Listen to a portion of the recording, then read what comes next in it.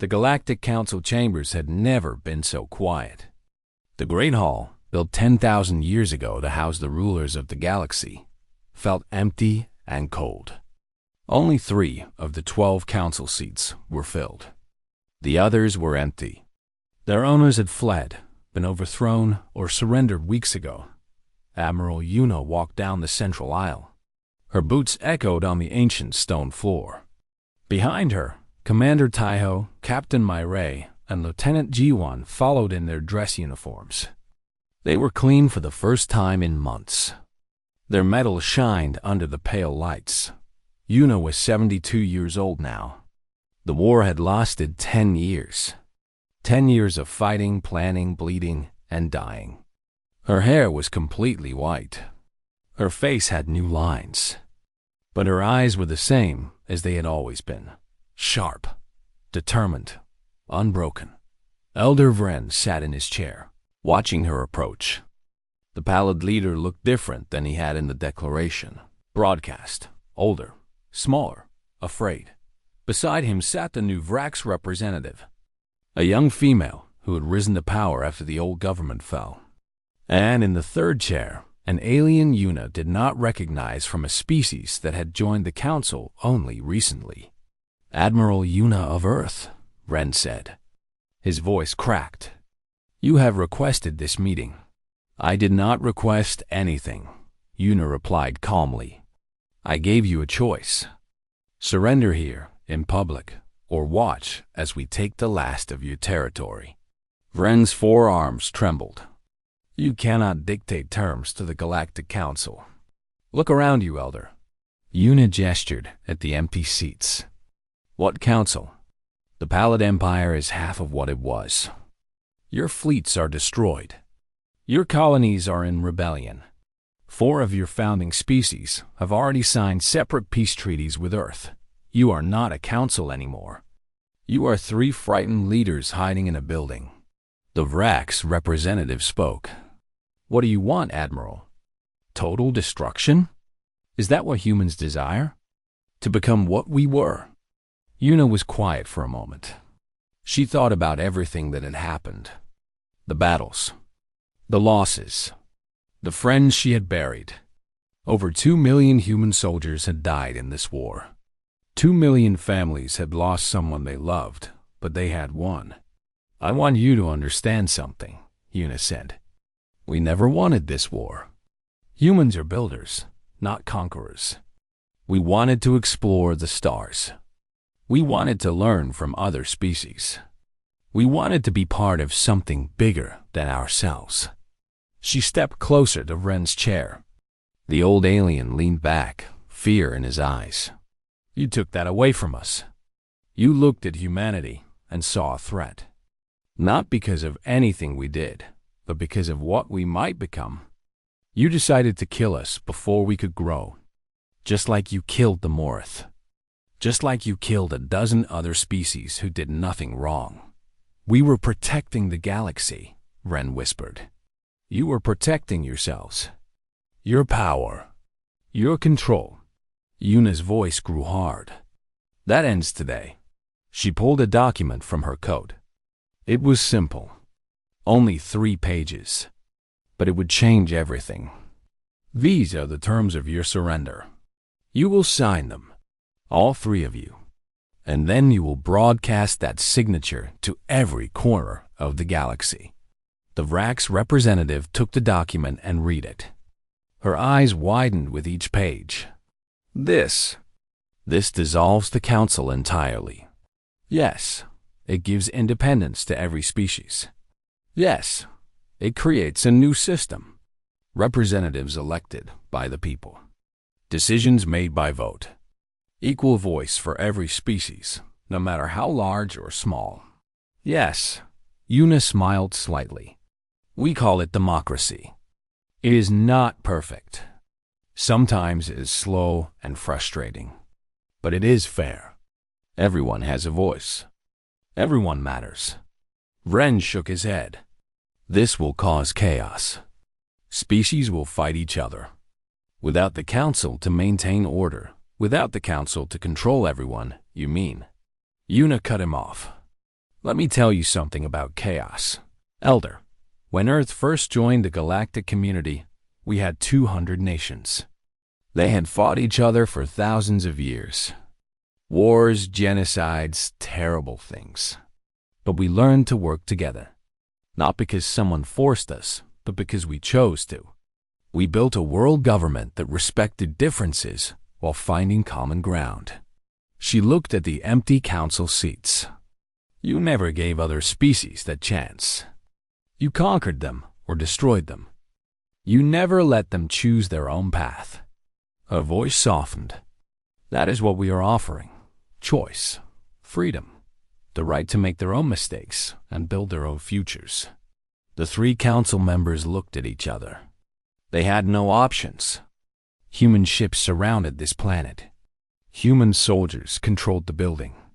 The war was over, and they had lost. Vren reached for the document with shaking hands.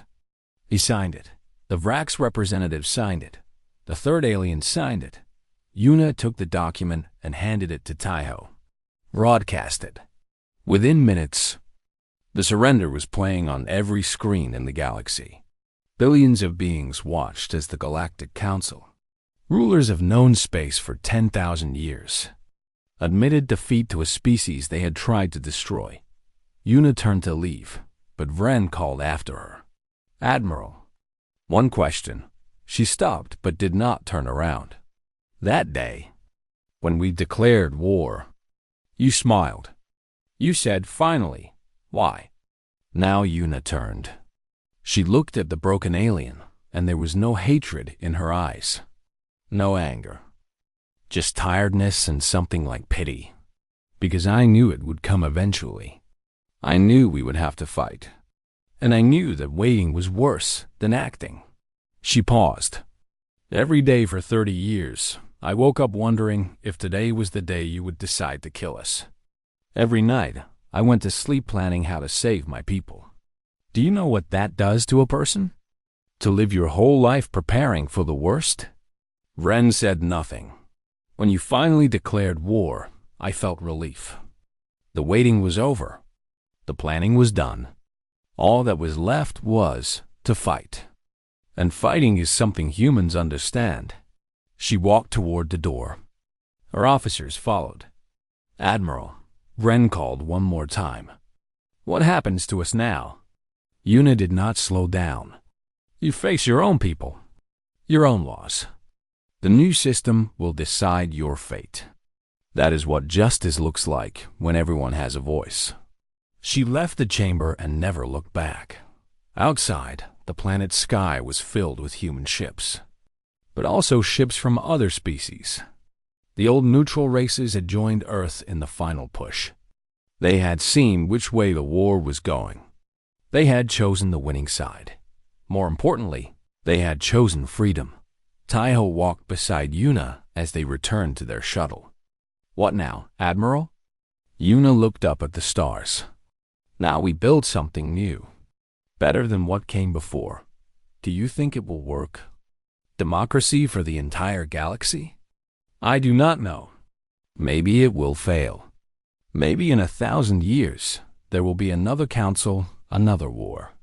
Yuna smiled, and for the first time in decades, it was a peaceful smile. But at least we gave them a chance. That is all anyone can do. Captain Myray joined them. The fleet is ready to return to Earth, Admiral. Good. I want to see home again. I want to sit on a beach and feel the sun. I want to eat my mother's cooking, if she is still alive.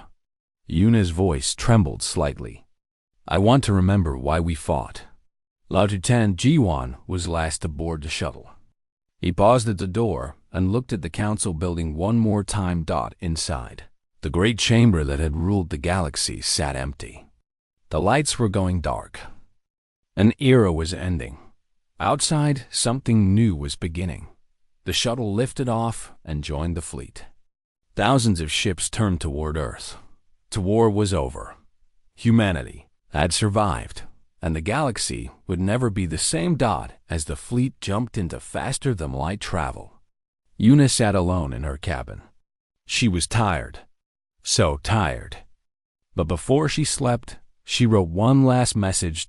It was to the people of Earth, to the families who had lost loved ones, to the soldiers who had fought and bled, to the scientists who had built the weapons, to everyone who had sacrificed.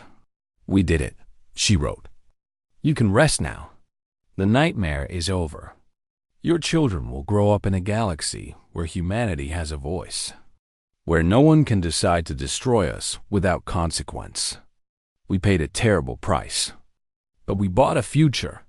She paused, thinking of all the faces she had known, all the friends she had lost. This victory belongs to you, every single one of you. Never forget what we achieved together, and never forget why we fought. She signed the message and sent it. Then Admiral Yuna, the woman who had prepared humanity for war and led them to victory, closed her eyes, and finally, she rested. The stars outside her window burned bright and eternal. They'd always been there, but now, for the first time, they belonged to humanity too.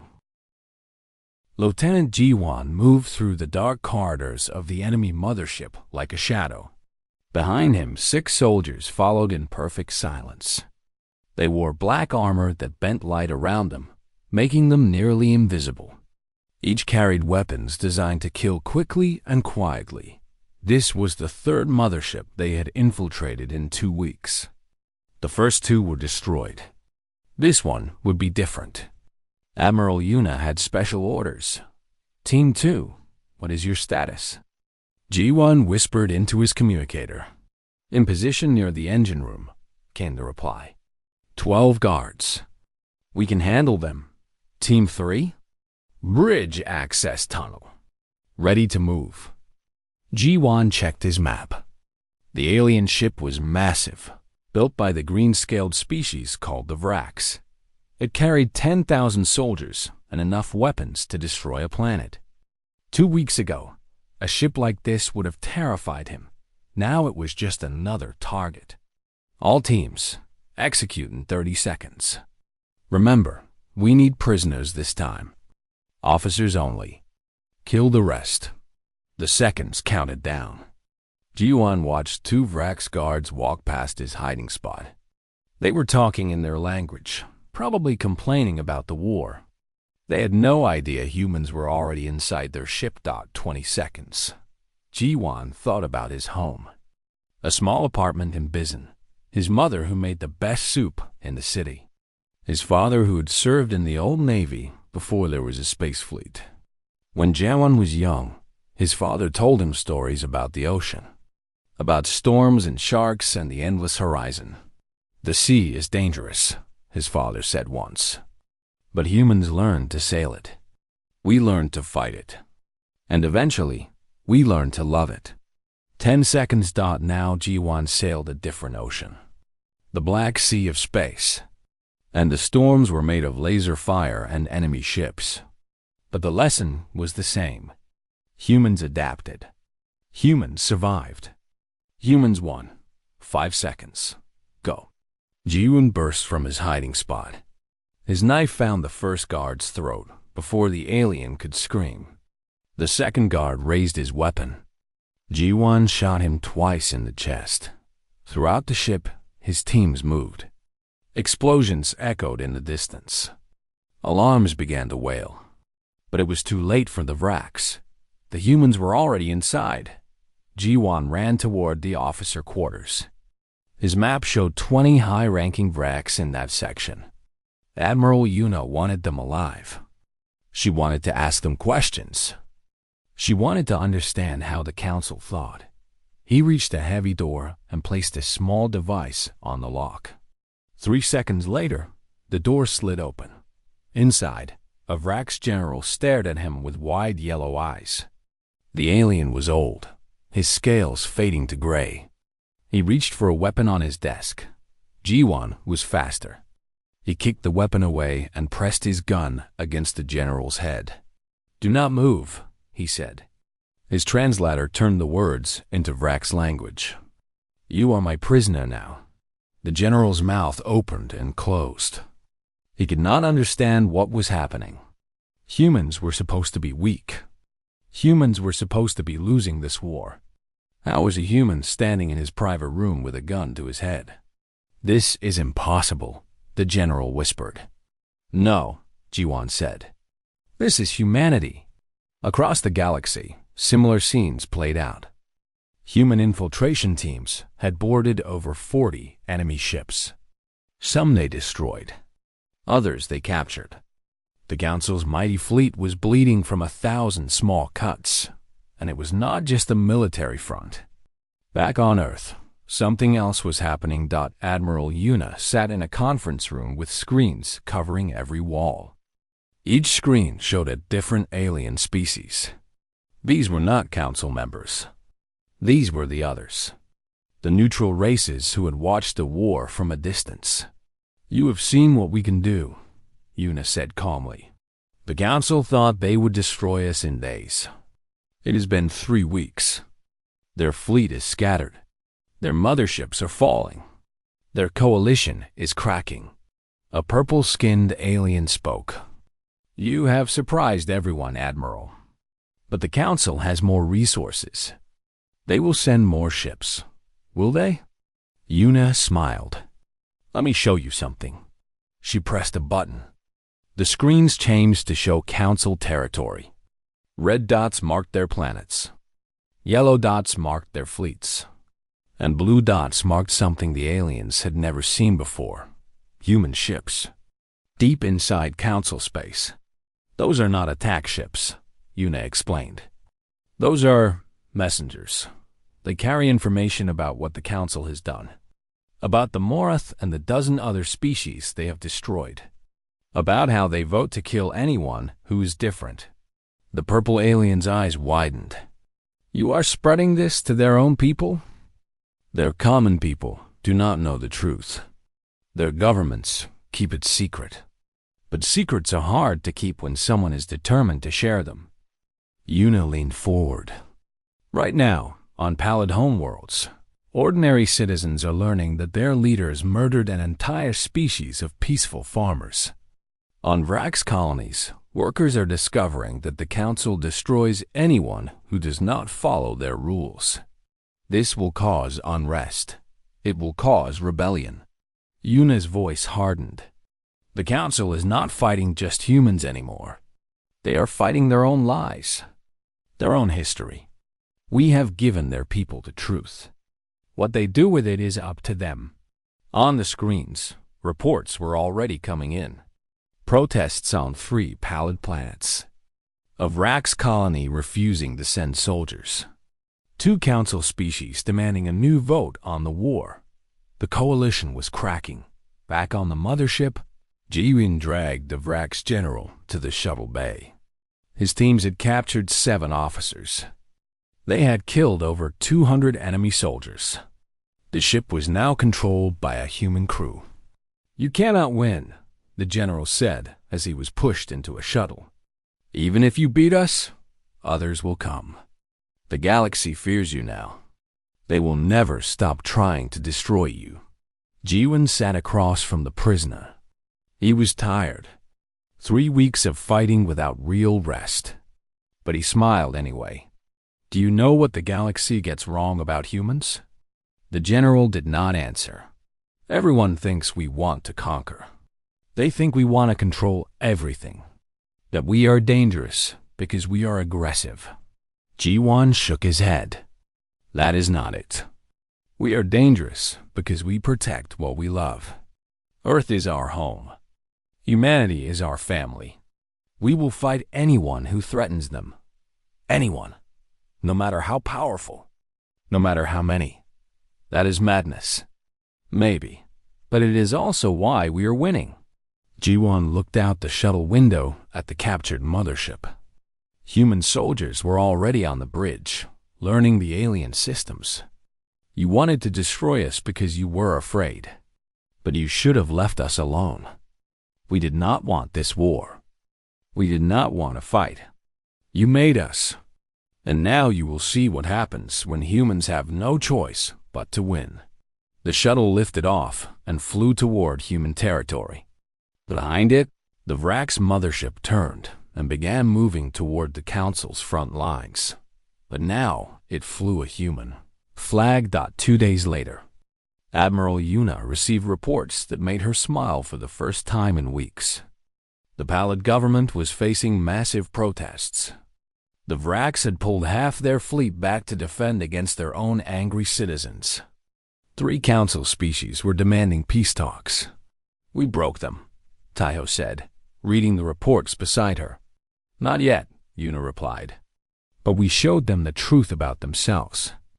Sometimes that is more powerful than any weapon." She looked out her window at the stars. Somewhere out there, human ships were still fighting.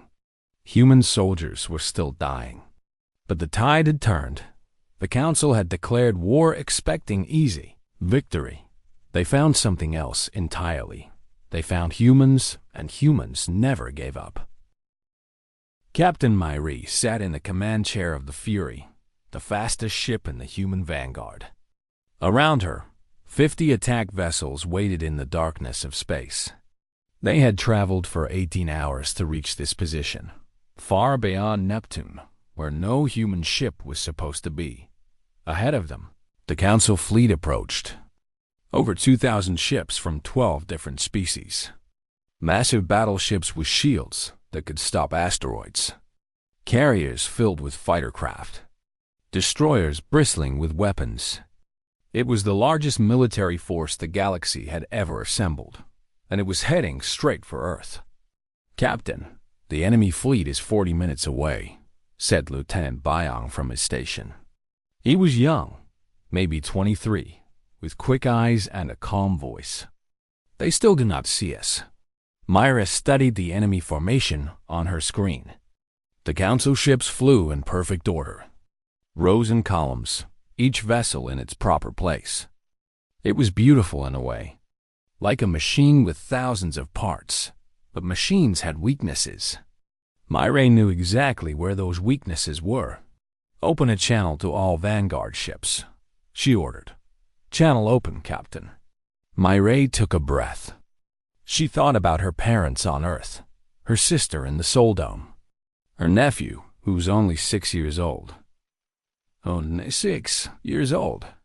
They did not know she was here. They did not know that their lives depended on what happened in the next hour. "Vanguard Squadron, this is Captain Myra. We trained for this day. Some of us trained our whole lives. The enemy ahead is bigger than us. They have more ships, more weapons, more soldiers. They believe they will destroy us easily." She smiled, and her crew saw it. Some of them smiled back. "They are wrong. We are not here to fight fair. We are here to win. Remember your training. Trust your teams. And show these aliens what human pilots can do." Fury out, she switched to a private channel. "Those teams, are you ready?" 20 voices answered yes. These were her special units.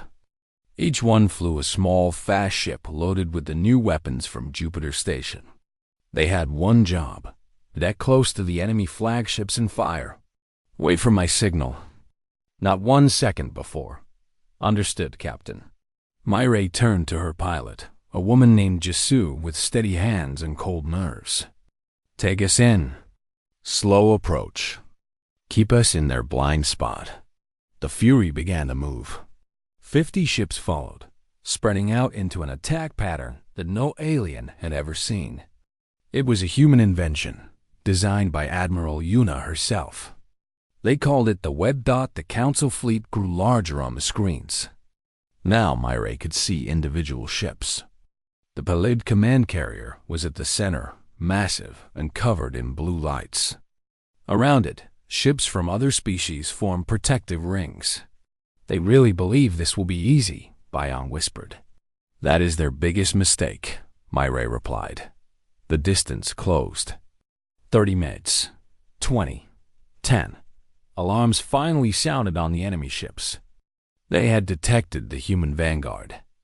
On the screens, Myra watched the Council fleet react. Ships turned. Weapons powered up. Commanders shouted orders, but they were too slow. All ships, This is Captain Myray. Attack now." The Fury jumped forward, engines burning hot. Around her, 50 human ships exploded into motion. They did not fly in straight lines like the Council expected. They twisted and spun, moving in patterns that looked random but were perfectly planned. The first enemy weapons fired. Lasers and missiles filled space. But the human ships were not where the weapons aimed. They had already moved, already changed direction, already found the gaps in the enemy fire. "Ghost teams, go!" Myray shouted. 20 small ships broke from the formation. They were so fast they barely showed on sensors. They raced toward the enemy flagships, dodging fire, slipping through shields. The first Ghost reached a pallid battleship. The pilot, a man named Dong Yun, fired his single weapon. The missile was small, no bigger than his arm. But when it hit the battleship, the entire vessel shattered. Direct hit. Myong yelled. More explosions followed. Ghost after Ghost found their targets. Enemy ships that should have been invincible crumbled under weapons they had never seen before. The Council fleet fell into chaos. Myray pushed deeper into the enemy formation. Her gunners fired at anything that moved. Human ships flew circles around their slower enemies. The tactics that aliens have used for centuries did not work against opponents who refused to follow rules. "Captain, enemy carriers are launching fighters." Hundreds of small alien craft poured into space. Finally, something the Council hoped would help them. Their fighters were famous across the galaxy. Fast and deadly, but human pilots were faster. Squadron 2, engage those fighters. Squadron 3, follow me to the carrier. The battle split into 100 smaller fights. Human ships and alien fighters twisted through the chaos. Lasers flashed. Missiles exploded. Ships died on both sides. Myray drove straight toward the pallid carrier. It was huge, almost a kilometer long. Its shields glowed with energy. Its weapons fired continuously. "Can we break those shields?" Jisoo asked. "We do not need to break them. We need to distract them." Myray opened a channel. "Lieutenant Jiwan, are you in position?" A calm voice answered. "Yes, Captain. Inside the carrier. Waiting for your order." Myray smiled. While the battle raged outside, a team of human soldiers had already infiltrated the enemy flagship. They had been there for hours, hidden and waiting. "Do it." Deep inside the pallid carrier, Lieutenant Jiwan pressed a button. The explosives his team had placed went off. Not everywhere, just in specific places. The shield generators, the weapon controls, the engine systems. The carrier went dark. Its shields fell. Its weapons stopped firing. All ships target the flagship. Every human weapon in range fired at once. The pallid carrier, pride of the Council fleet, exploded in a ball of white fire. Across the battle, alien commanders saw their flagship die. Panic spread. Ships that had been fighting hard began to retreat. The perfect formation that had approached Earth was now a scattered mess. "Do not let them reorganize," Myray ordered. "Keep pushing." For 2 more hours, the battle raged. Human ships hunted enemy vessels through the darkness. The Council tried to form new lines, new defenses. But every time they built something, human pilots found a way to break it. Finally, the Council fleet ran. What remained of 2,000 ships fled back toward their own territory. They left behind hundreds of wrecks, hundreds of thousand dead aliens. The human vanguard had lost 18 ships, 300 soldiers. Every loss hurt, but they had won. "Captain," Byong said, his voice shaking. "The enemy is retreating. We did it." Myray leaned back in her chair. Her hands were shaking too. She had commanded battles before, but nothing like this. "Send the message to Admiral Yuna," she said. Tell her the Vanguard mission is complete. The Council fleet is broken. They will not reach Earth today." She looked at her crew. They were exhausted, some crying, some laughing. They had done something impossible. They had taken the first step. The Mirai knew this was not the end. The Council had more ships, more soldiers, more resources. They would come again, angrier and more determined. This was just the beginning. "Well done, everyone," she said quietly. "Get some rest. Eat something. Because tomorrow we push forward." Outside the Fury, among the wreckage of alien ships, the stars watched silently. The galaxy had just learned a terrible truth. Humans did not fight like other species. They did not follow rules. They did not care about honor or tradition. They fought to win, and they were just getting started. Commander Taiho stood at the viewing window of his shuttle as it descended into Jupiter's atmosphere. Around him, massive storms raged. Lightning bolts as big as continents flashed in the orange and brown clouds. The wind outside was strong enough to crush most ships like paper, but his shuttle flew smoothly through it all. 2 minutes to Station Omega, the pilot announced. Her name was Yunji, a small woman with steady hands and no fear. She had flown this route 100 times before. Taiho watched the storms with wonder. He had served in the fleet for 20 years, but he had never been here. He had never known this place existed. Until last night, he thought Jupiter was empty, just a giant ball of gas that humans used for fuel collection. He was wrong. The shuttle dropped below a layer of thick clouds. Suddenly, the view changed. Taiho stopped breathing. Before him was the largest structure he had ever seen. Station Omega was not just a base. It was a city, built into Jupiter's atmosphere, held in place by engines fighting against the planet's gravity. The station stretched for hundreds of kilometers. Lights glowed from thousands of windows. Docking bays opened like massive mouths. And inside those bays, ships waited. So many ships. How many? Taiho whispered. Yunji smiled. 3,000 warships, Commander. That is just here. There are 7 more stations hidden in different places. Saturn's rings, the asteroid belt, even one on the dark side of the moon. We built all this in secret. 30 years of work. Every scientist who graduated top of their class was recruited. Every engineer who showed talent disappeared into the project. The Council watched our main fleet and laughed at our small numbers. They never thought to look here. The shuttle entered a docking bay. As the doors closed behind them, Taiho saw workers moving everywhere. Men and women in uniforms ran between ships. Machines loaded weapons and supplies.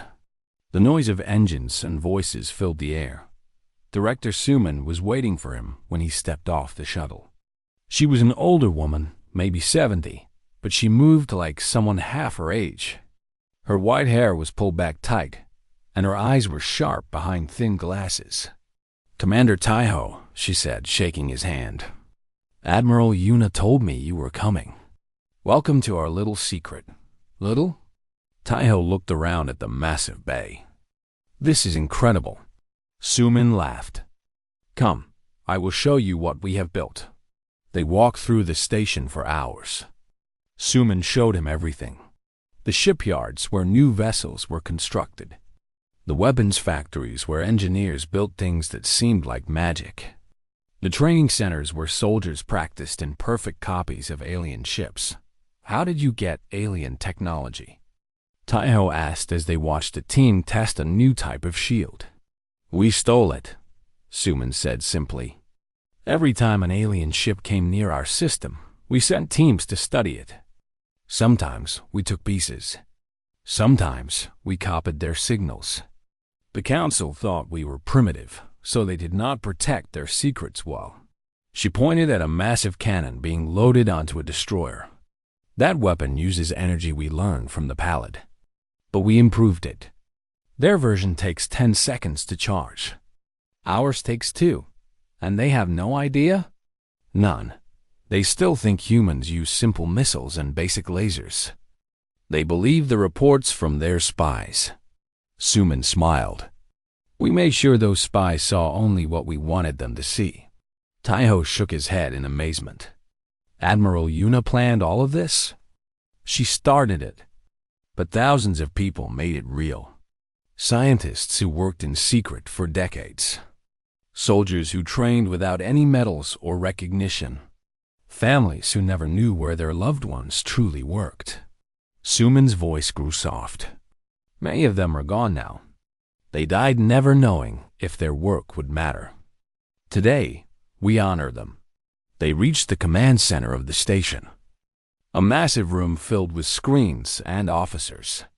At the center stood a holographic display showing the entire solar system. Red dots marked enemy positions. Blue dots showed human forces. There were so many blue dots. Show me the full picture, Suman told a young officer. The display expanded. Now it showed positions beyond the solar system. Human ships hidden in asteroid fields. Secret bases on dead moons. Listening posts near Council territories. We have people everywhere, Suman explained. For 30 years, we have been watching them. Learning their patterns. Finding their weaknesses. The Council thinks they know everything about us. But we know everything about them too. Taiho studied the display. He was a tactical officer. He understood military positions. And what he saw amazed him. This is not a defensive position, he said slowly. This is an offensive formation. Suman nodded. Admiral Yuna never planned to wait for them to attack. Why let the enemy choose the battlefield? We strike first. We strike hard. We strike everywhere at once. When? Soon. The Council fleet will need 3 days to reach our system. We will hit them before they arrive. Commander Mireille is already moving the vanguard into position. A message appeared on one of the screens. Suman read it and smiled. Speaking of Commander Mireille, she is requesting the special weapons. Special weapons? Suman led him to another section of the station. This area was heavily guarded. Soldiers with serious faces stood at every door. They passed through 5 security checks before reaching their destination. The room was cold and dark. In the center, under bright lights, sat a row of missiles. They were different from normal weapons. Something about them felt strange, dangerous. We call them ghosts, Suman said. They are invisible to every type of sensor the Council uses. They move faster than anything else in space. And their warheads... She paused. Well, let us just say the Council has never seen anything like them. How powerful. One ghost can destroy a battleship. We have 200. Taiho stared at the weapons. All his life, he had believed humans were weak compared to the galactic powers. He had accepted that Earth survived only because the Council allowed it. Now he understood that was all a lie. Humans were not weak. They were waiting. His communicator beeped. It was a message from Admiral Yuna. He read it and felt his heart beat faster. What does it say? Suman asked. The Council fleet is moving faster than expected. They will reach the outer planets in 2 days, not 3. Suman's face hardened. Then we move faster too. She turned to the command center and raised her voice. All stations, this is Director Suman. Begin final preparations. All ships launch in 6 hours. Around them, the station exploded into action. Officers shouted orders. Alarms sounded. Pilots ran to their ships. The hidden fleet was waking up. Taiho found himself walking toward the docking bay. He had his own ship to reach. His own crew waiting for him. Commander, Suman called after him. He turned. She was standing straight, her old eyes bright with something like joy. Make them pay for every species they have destroyed. Make them pay for the Morth and all the others. Show the galaxy what happens when you threaten humanity. Taiho saluted. Yes, Director. As his shuttle carried him back to the Aegis, he looked out at the hidden fleet. 3,000 ships were lighting their engines. They rose through Jupiter's storms like ghosts from the deep. For 30 years, humanity had prepared. Now they would show the galaxy why that was a mistake. The enemy was coming to destroy Earth. They expected an easy victory. They expected primitive humans with primitive weapons. They would find something else entirely. They would find the true face of humanity, and it was terrifying. The stars were quiet that night. Admiral Yuna stood on the bridge of the Aegis, Earth's largest battleship. She was a small woman with short gray hair and eyes that had seen too many wars. At 62 years old, she had served humanity for 4 decades. Tonight, she felt something different in the air. Something was coming. Admiral, we are receiving a transmission, said Lieutenant Hana from her station. She was young, only 25, with nervous hands that moved quickly across her controls. It is coming from everywhere. Yuna walked slowly to the main screen. Her boots made soft sounds on the metal floor. Around her, 50 officers worked at their stations. Some typed on keyboards. Others watched radar screens. All of them stopped when the transmission began. The hologram was massive. It filled the entire viewing window of the bridge. 12 figures appeared, each one different from the others. These were the leaders of the Galactic Council. Yuna had seen pictures of them before, but never like this. Never speaking directly to Earth. The first figure was tall and thin, with blue skin and 4 arms. This was Elder Vren of the Pallid race. He spoke first, his voice translated by the ship's computers into simple words. People of Earth, the Galactic Council has reached a decision. Your species has been watched for 300 years. We have studied your history. We have seen your wars, your violence, your endless hunger for more. You fight among yourselves. You destroy your own planet. You cannot be trusted. Yuna's face showed nothing. She simply watched. The second figure spoke. This one was short and round, covered in green scales. Humanity has refused to follow galactic law. You build weapons when we told you to stop. You expand your colonies when we told you to stay on Earth. You are dangerous. One by one, the 12 council members spoke. Each one listed crimes that humanity had committed.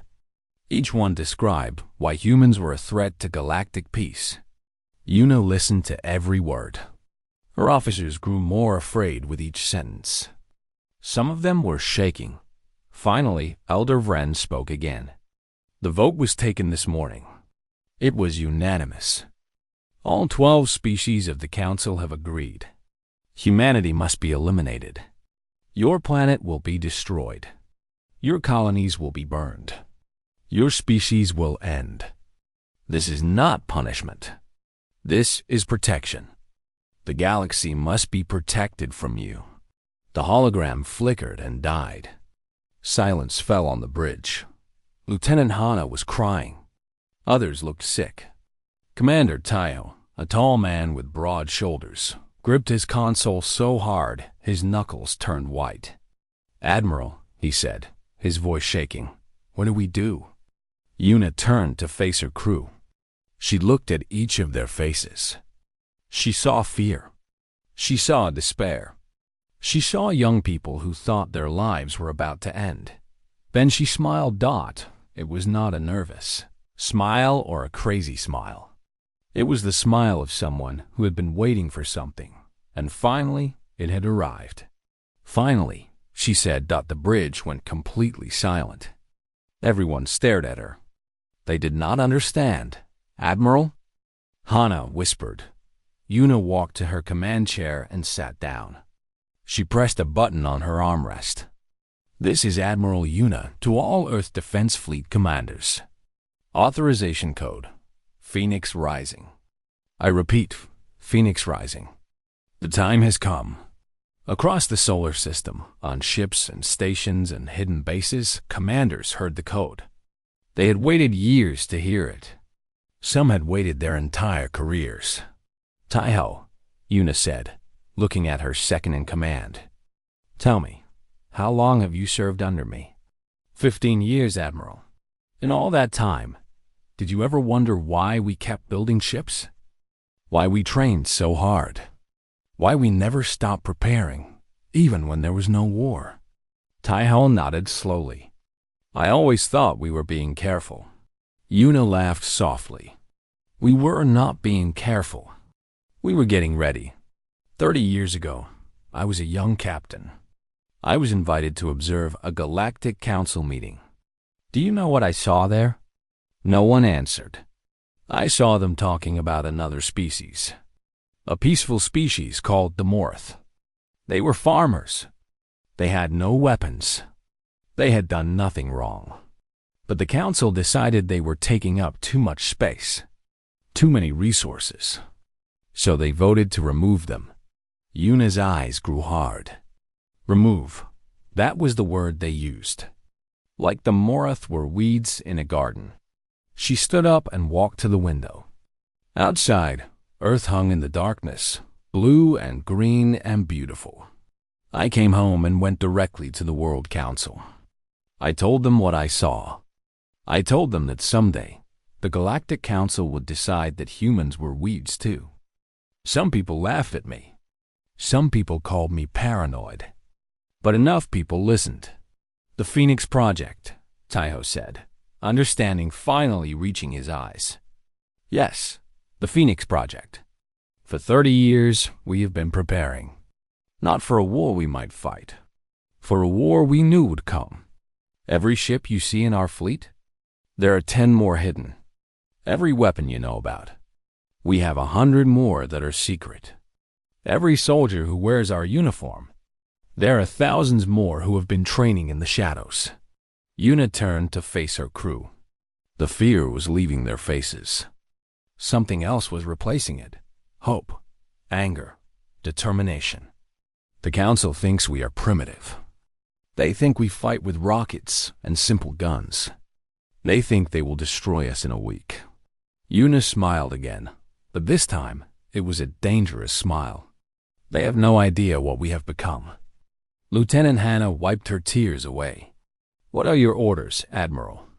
"Contact General Do-Yun at the Mars Command. Tell him to begin Phase 1. Contact Director Suman at the Jupiter Station. Tell her to wake the fleet. Contact Commander Myray and tell her to prepare the Vanguard. And contact Lieutenant Ji-Wan. Tell him his team moves in 6 hours." Officers scrambled to follow her orders. The bridge came alive with activity. Taiho walked to stand beside Una. "Admiral, do we really have a chance?" Una looked at Earth one more time. She thought about the billions of people down there. Mothers and fathers, children and grandparents. People who were sleeping peacefully, not knowing that the galaxy had just declared war on them. "Taiho, do you know what makes humans different from every other species in this galaxy?" "No, Admiral. Every other species fights to survive. They fight because they have to. They fight to protect what they have." Una's voice grew quiet but strong. "Humans fight because we refuse to lose. We fight when we are outnumbered. We fight when we are outgunned. We fight when everyone says we should surrender. And we never, ever stop." She put her hand on Taiho's shoulder. "The Council has made the biggest mistake of their existence. They thought they were declaring war on a weak species. They just woke up a sleeping giant. The first messages were already coming back. All across the solar system, humanity was waking up. Ships were powering on. Soldiers were putting on armor. Scientists were activating weapons that the galaxy had never seen. The war had begun, and humanity was ready.